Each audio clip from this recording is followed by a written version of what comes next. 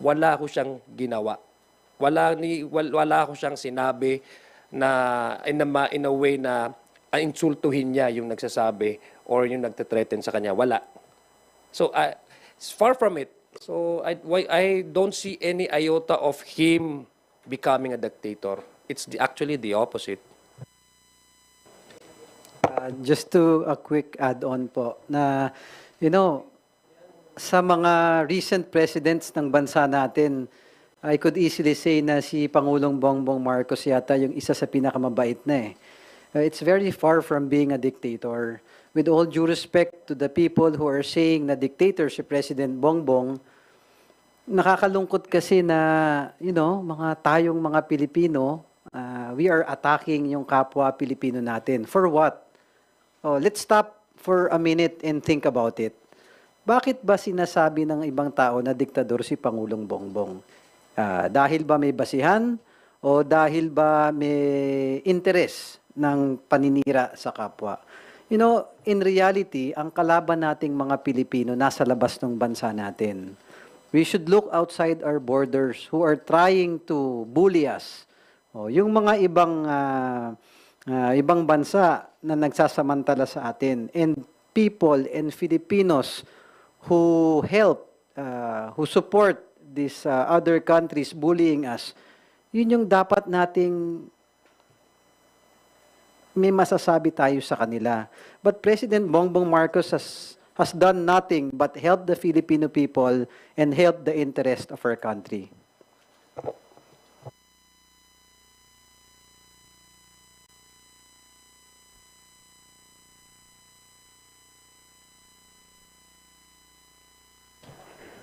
Thank you, Mela. From Radio Pilipinas, you're recognized, Kat Porbes, for your questions.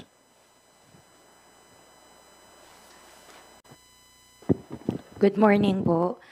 Itanong ko lang po sana yung reaction po ninyo na recently po naging very active si CIDG Chief Nicanor Torre, Nicolas Torre.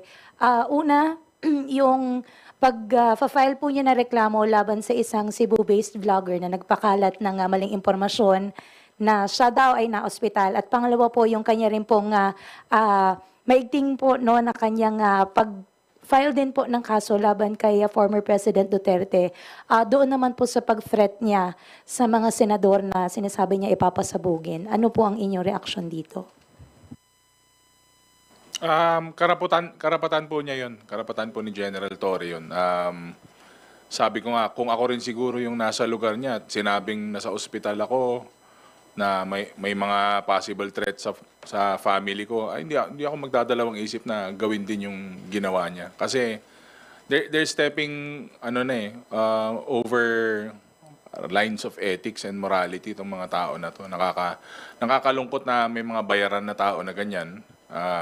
At para silang mga walang sariling pamilya at they're willing to go to miles of desperation para lang makasira ng ibang tao. So, kung ako rin nasa lugar niya, malamang ganun din ang ginawa ko. Just to add on, I think General Torres just being proactive in doing his job. We would want our law enforcement heads to, be proactive. So, kudos to General Torres. Saka personal attack yung ginawa nila sa kanya. Hindi lang naman because of his work. Talagang personal na masyado yun. Ako, I would support General Torre sa ginawa niya. Let's test the law.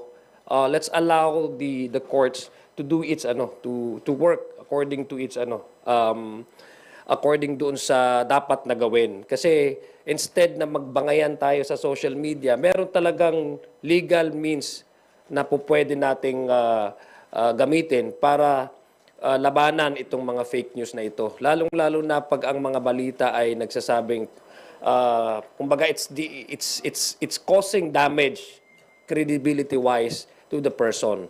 So I commend and I support General Torre for for showing us and displaying to the world, to the Filipino, that no one is above the law and we are governed by laws. There are courts that have to work on cases that demeans and discredit and defame the credibility, attacking the reputation of individual na hindi naman tama at hindi naman totoo. Pangalawa, isa po ito din dun sa sinasabi nating may freedom of expression but it is subject to limits. May cyber libel, may libel po na kaso. So, malaking panawagan din ito doon sa mga peddlers ng fake news. Huwag ho natin gagamitin yung wrong interpretation of the freedom of expression or speech na to a point na hindi na natin alam kung ano yung dapat anong nakakasira at anong nakakabuti sa mga sinasabi natin. Thank you, Kat.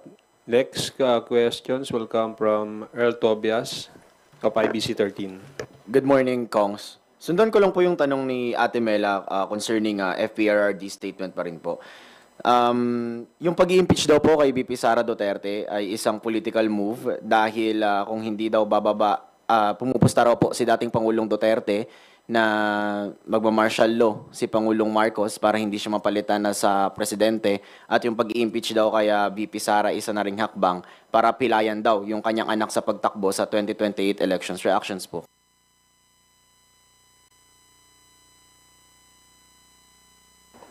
Yung sa pagdeklara ng martial law, fake news po ulit. Hello, fake news, Mr. Fake News. Pero, puro fake news na lang lumalabas sa bunganga nyo. Palitan nyo naman. Yun naman po yung sa impeachment, nakita pa naman po natin yan lahat during the Quadcom, during the budget hearing sa local government. Hindi pa nga po nasasagot si Mary Grace Piatos. Sagutin na muna nila yon. O yan, may impeachment na. Kaya nga umabot sa punto na ganyan kasi hindi nga masagot yung napakasimpleng tanong, sino ba si Mary Grace Piatos? Saan napunta yung mga pera na yan? Kaya wag muna kayo mag-fake news.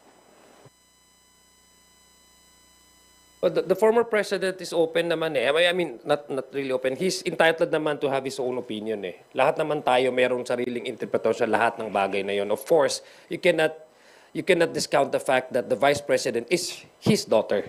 So talagang sasabihin niya yun whatever is possible, whatever reasons that he may think behind itong impeachment. But the impeachment, if we go to the merits of the case, 215 complainants, members of this House, said that the VP deserves a day in court. Yung mga kaso naman po niya, it's not really connected with her partisanship or which party she belonged to. These are brought about by the allegations and violations and of the joint circular when it comes to the utilization of the confidential funds. One of the articles of impeachment is brought about by the threats that she made publicly against the president, against the first lady, and the speaker of the House, threatening their lives. So we should not divert from those the real issues at hand. No? Yun po yung focus ng impeachment na ito. Politika, darating naman yan sa mga eleksyon. There are ways para resolbahin ang politika, but this is already something beyond politics. This is about holding public official accountable to their actions.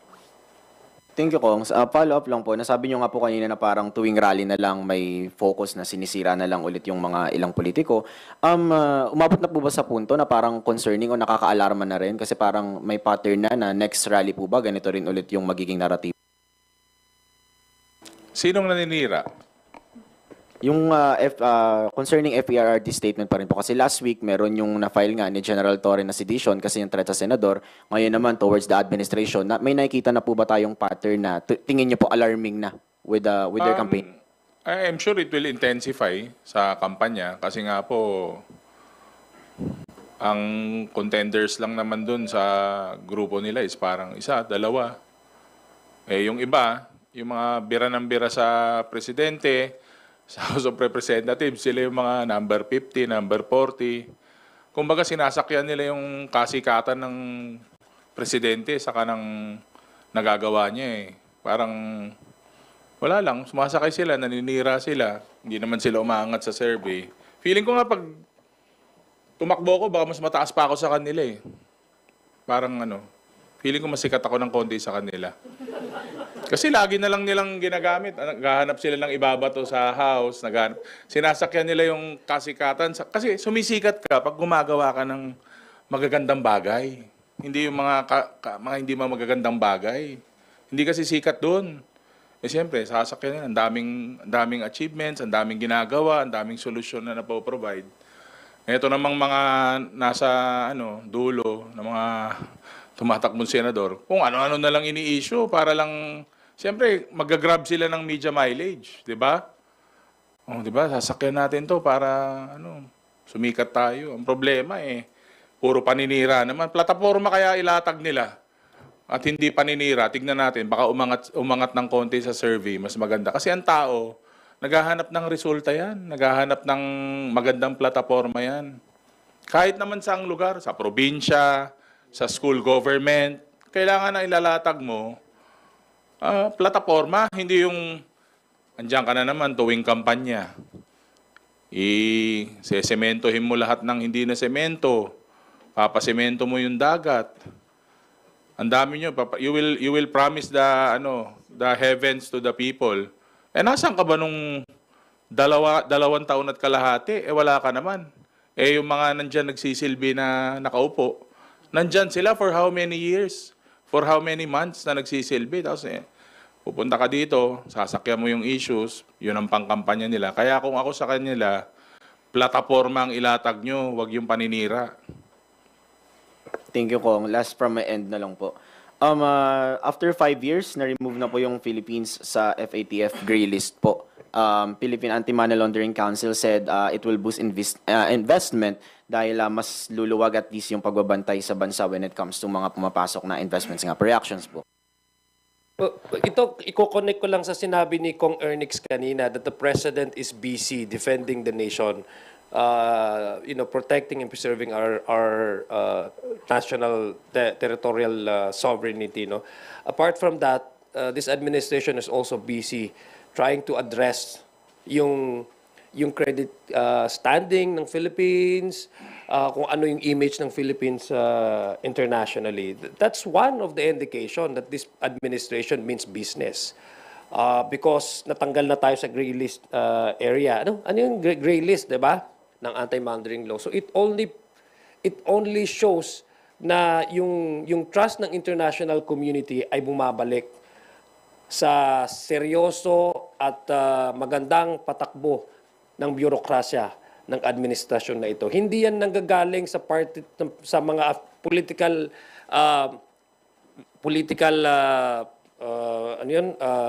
allies ng administrasyon na to.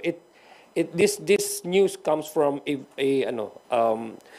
legitimate international organization saying that the Philippines is no longer does not belong in the gray list of the countries na massive yung money laundering. No? So it's a positive development, and we commend this administration for really addressing that issue and removing us from that list. Ako just to add lang, tingin ko isang reason doon yung total ban ni President sa Pogo. Because the total ban in Pogo, yan naman, alam naman natin yung Pogo, yan yung web of lies and criminality. Isang dyan, yung money laundering. Ang malungkot na fact dito, yung mga involved sa Pogo, yung mga sugarol, yung mga naghahasik na mga bisyo na nakakasira ng buhay ng Pilipino para yumaman lang sila, dahil kinat na ni President Bongbong Marcos, umokay tayo sa money laundering. Ang problema natin naman ngayon na hinaharap natin, same individuals involved in illegal gambling and pogos. They're trying to get in government. If you would see, ang daming tumatakbo. Gusto makapasok sa pamahalaan para proteksyonan na naman yung mga illegal na gawain nila. That's why I really salute and commend President Bongbong Marcos na binan niya yung pogo, binawal niya yung mga gambling na yan. Pero we should really help the President na, tayong mga botante maging matalino. Huwag nating hayain mapasok yung pamahalaan ng mga illegalista na mga taong to. Thank you. Idadagdag ko lang